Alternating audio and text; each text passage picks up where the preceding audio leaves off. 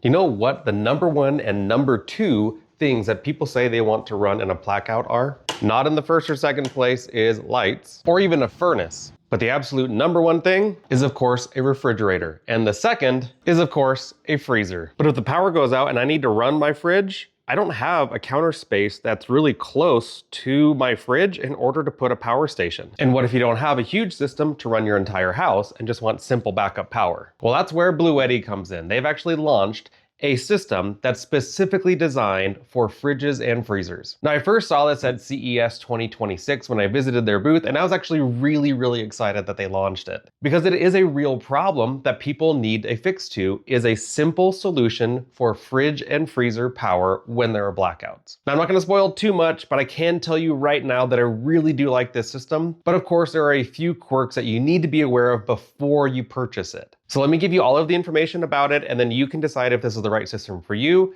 and you can see the different ways that I'm using it. My name's Ben, and this is the Minuteman Solar YouTube channel. I've personally been testing solar panels and batteries and inverters and solar generators, all sorts of solar equipment for about 10 years. I've installed solar on my RV, my off-grid cabin, at my house that's grid tied. I've done dozens of installs, and so I have a lot of experience with house systems and portable systems for backup power. But this was a real problem that I was facing. I don't have any counter space close to my refrigerator, and I can't even get the power plug from behind the fridge to reach one of the countertops. And that's why when I saw the Blue fridge power, I was super excited because it's only 3 inches tall. Well, it's technically less than 3 inches tall, but then it's about 14 inches wide and 23 inches long. And so with the space that I have directly above my refrigerator in my kitchen, I can actually fit one main unit and an expansion battery in that space because I have just over 3 inches of vertical space. And then as well, I have about 36 inches of horizontal space. So it works perfectly for my fridge in my kitchen, but then I actually found it to be a problem in another scenario. When I first set this up over a month ago, I actually started by putting it on my fridge and freezer that I keep in my garage. So what I found was that when I had the main unit sitting on top of my fridge and I wanted to put the expansion battery on top of that, I actually had to completely flip over the expansion battery just so that the battery cable would reach from the expansion battery to the main unit as well as the communication cable. And I chose to do this setup in my garage rather than my kitchen for 2 main reasons. One, ironically, in the first 6 months of living here, we've actually had 4 blackouts. 2 of them were planned and 2 of them were random. But sometimes I overload my circuits in my garage because I'm running little Bitcoin miners and I'm running a 3D print farm and all sorts of stuff in there, and I sometimes trip the breaker. And since I'm not always in the garage, I sometimes don't know that that happened, and that was creating problems with my fridge and freezer as well as my 3D print farm, because even if I went for a few hours or a whole day not realizing that I had popped the breaker, then the fridge power system would continue running my fridge and freezer without any problems. So there's actually an easy fix for this, and that's just by getting an extension SB50 cable, and I'll have a link down below to where I usually buy mine. And then you also need to get a little bit longer Ethernet cable, and you can find those all over the place, including Amazon. By the way, I should note, Blue sent this unit out to me in order to give an honest review. They don't get to preview this video and say change this or that. It's 100% my own experience and my review. And if you appreciate having honest feedback like this, then please be sure to smash the like button. And if this is at least your second time on the channel, hopefully that means you'll subscribe, because obviously that means you like content like this. So what's really nice about the fridge power from Blue is that it's solving a simple problem that's the number one problem that people face during blackouts. But in addition to that, they're making it affordable and aesthetic with how good it looks, but also you can hide it if you don't want anyone to see it at all. And if you want it to be able to run longer, then you have the option to add solar to it as well. Now, I'm not a fan of 60-volt charge controllers, which is what converts solar power to battery power. And the reason I'm not a fan of 60-volt charge controllers is because it can be really tricky to find the right solar panel to work under 60 volts and get the whole system charged up reliably. So I kind of dislike the fact that Blue put in a 12 to 60 volt and 20 amp charge controller, but there is a simple fix for that, and that is using the CallSun 200 watt bifacial solar panel. It's my favorite solar panel. I've purchased them on my own and I use them regularly. And I'll have a link down below to those because I like them so much. But what's so great is you can put 2 of them together in series, and that actually keeps you just below the 60 volt mark without any worries of going over it. I also didn't get an XT60 to MC4 adapter as part of the fridge power system. It doesn't seem like Blue is including that, so you'll need to add that to your list as well. One thing I also would have preferred to see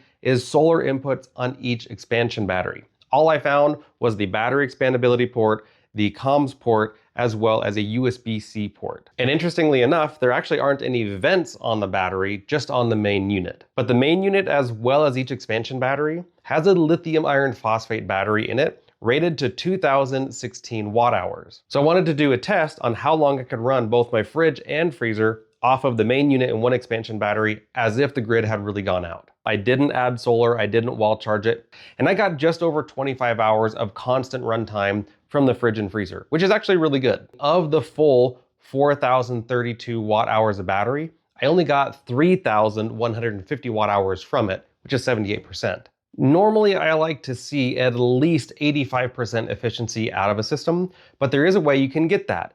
And that's when you do an actual 0.2C discharge, which is just 20% of the total battery capacity. You put that as a load on the system, and it's pretty easy to get about 84 to 85% efficiency out of it. Your fridge and freezer are going to be different from mine, so results may vary. But one thing that really sucks power away from a battery is something called idle power consumption.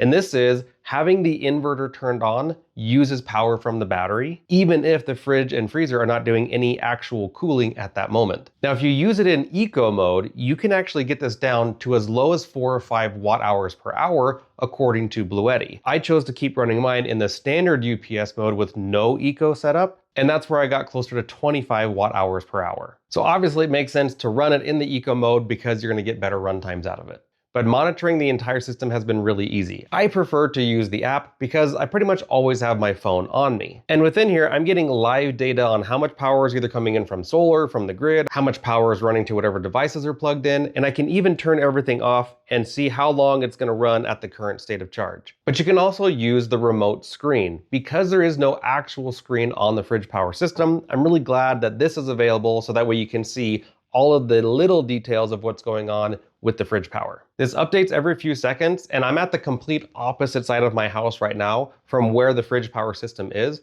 and it's still reading out perfectly fine, no connection issues. And Blackout has really stepped up their game when it comes to customer service. They have strived really hard to make sure that their customer service is really good, and I can honestly say that every time I call now, I get an answer right away, and if they don't know the answer to my question, they go ask a technician and get back to me. I've been really impressed with their customer service. And because of the warranty that's carried on the fridge power system, if anything goes wrong on it, I'm not concerned about getting it replaced or repaired. So I ran the fridge power system on my fridge and freezer for over a month. I had zero issues with it, no downtime at all, it just works. But after running it for that long, it actually dawned on me I could use this in so many different ways. One of the main things that I actually focus on in my work are my Minuteman Solar portable solar panel stands. It's a system that I invented and I have a patent pending on it that allows you to take any framed solar panel and add legs to it so that way you can pop them up in your yard or next to your RV, at a cabin, wherever it is. That way you don't have to buy folding solar panels that cost 2, 3, or 4 times as much as a rigid solar panel. And those flexible and folding solar panels are super fragile amongst all sorts of other issues. The portable panel stands work with 200, 400, 600 watt panels, pretty much any solar panel as long as it has that frame. And the main components to it are injection molded with the super high density plastic that's specifically designed to work against UV light, so it'll last 25 years nonstop in sunlight. It'll go into super cold temperatures, really hot temperatures. It's designed for outdoor use. But in order to keep costs as low as possible for selling the stands, some of the parts are 3D printed. That's because 3D printing them with the exact same material that they would be injection molded from is 1/4 of the cost as injection molding them. So it actually makes it a lot cheaper to the end user, which is obviously something we all want. So I moved my fridge power system over to my 3D printers. I was running it on a different system and had a really good inverter in that power station, but it had a pretty small battery. So I was able to quadruple the battery capacity for my 3D printers by using this fridge power setup. And since it's specifically designed for grid pass-through, it means that I don't have to worry that if the circuit goes out or if there's a power outage in my neighborhood, that my 3D printers stop running. And then again, it dawned on me, you could really use this in so many ways. For example, I have a cargo trailer that I'm gonna be doing a complete solar overhaul so that I can use it for camping, for work, for moving my side-by-side. For every situation, I can have one trailer that does it all. So if you want to see that video when it comes out, make sure you're subscribed. And using the fridge power to power something like the cargo trailer would be really nice because I can hang it on the wall because the fridge power system includes a wall hanging rack. And you can even use the included carry handle if you wanted to use it like a normal solar generator, but just have it be super slim in a briefcase style. So this really shows off the X factors that the fridge power system has, because it's super slim, it's easy to tuck away and hide, it looks really good, it's got a powerful inverter, a solid battery bank inside of it, and it's expandable. And I don't have the exact pricing yet because this is technically right now still a Kickstarter campaign, but I've been told that the main unit will be less than $1,000 and that each expansion battery will be less than $700. And that's really fair pricing for the specs of the system. But as always, no system is perfect. There are a few things that I wish I could tweak about this. And the first would just be a longer battery cable from Blackout, so that way I could use these batteries in different ways.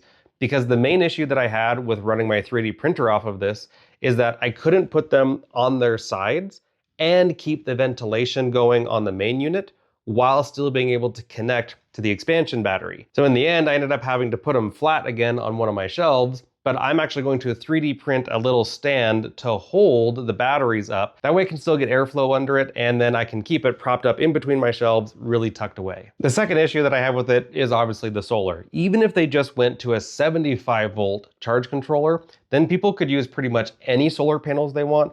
Using a 60-volt charge controller really limits you down to the solar panels you can use. And the third thing that I don't like is that it's currently a Kickstarter campaign. I wish they had really definitive pricing right now, but one of the main advantages of doing a Kickstarter campaign is you can get in for a reservation right now for like 10 bucks, I think is what it is. And then if they get enough backers, they'll actually be able to throw in extra free goodies, and then they're not worried about how many units would be selling up front because they know here's X amount of demand. They can fulfill that. And I think they're only going to be taking like 2 or 3 weeks from when the campaign ends to shipping those units out, so it's fast turnaround. But it just gives them a feel for how much demand there is, which I honestly think there should be pretty high demand because I really do like this unit. They say you can go up to 3 expansion batteries, so over 8 kilowatt hours of capacity. And in my experience is that each main unit or expansion battery can run a fridge or a freezer for 24 hours roughly. But I had a fridge and a freezer and a main unit and a battery, and I ran for 25 hours. One really cool idea that I think Blackout should do with the fridge power is take the super strong neodymium magnets and put like a rubber cap on it with a threaded bolt off the back that can be bolted directly into each main unit and each battery, and have that magnet stick to the back or to the side of a fridge so that it has the option to hang off of the fridge itself without having to worry about mounting a wall bracket to where you have to put holes in your wall. But if you want to compare this to another unit from Blackout that I also think is a really good backup system, then definitely check out this video right here on one of these recent reviews that I did. But overall, I truly have really liked the Blackout fridge power system, and I definitely recommend it to people. You can always go to my free solar generator comparison chart and see how it compares directly to other systems. It'll be in the light cap category, just on the bottom of the page. You'll click that tab, and you can see everything within a similar category, so it's an apples to apples comparison. So that way you can know you're making the right decision, completely unbiased, all of the facts in front of you. That's 100% free for you to use, so make sure you utilize it. And if you want to support the channel, just use the links in that comparison chart. I love that the fridge power system is something that you can put on top of or behind a fridge, that it's hidden and just always working and you never worry about it. But if you really want to, you can throw a hand strap on it, take it with you, and use it like a normal solar generator. It's doing both things quite well. And by having the fridge power system tucked away, then you don't ever have to worry about food going bad in your fridge ever again.